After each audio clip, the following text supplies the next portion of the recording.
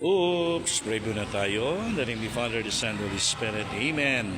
Panginoon, maraming salamat na naman po at buhay na naman kami. Salamat po sa biyaya ng pamilya. Salamat po sa mga grasyang tinatamasa namin.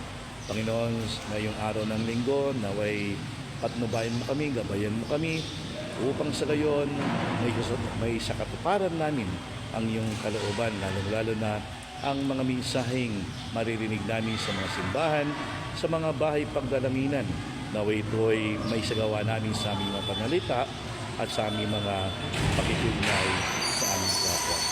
Panginoon, sa araw na ito, ilayo mo kami sa kapamakan, ilayo sa lahat ng karamdaman. Hinihiling din namin na hipuin mo ang mga kapatid naming may mga sakit, naway makabalik na sila sa paglilingkod sa iyo. Pagkalingin sila, Panginoon, lalo mga miyembro ng pamilya namin. Ganyan din, Panginoon, basbasan mo mga kapatid namin nasa ibang bansa, mga kapamilya namin, na kung saan sa kabila ng kanilang mga kalungkutan at sitwasyon na dinadanas sa malayo, naway makita nila na kasama ka lagi nila at ang grasya, ang patnubay ay laging sa kanila. Panginoon, gawin mo kami instrumento ng buhay na salita sa araw na ito at maging magandang halimbawa kami ng tuwing na pag-ibig na pinagkakaloob mo sa aming babahagi namin sa aming kapwa. Iniling namin ito sa ngalan ng Panginoon. Amen. Sa nama ng Espiritu Santo.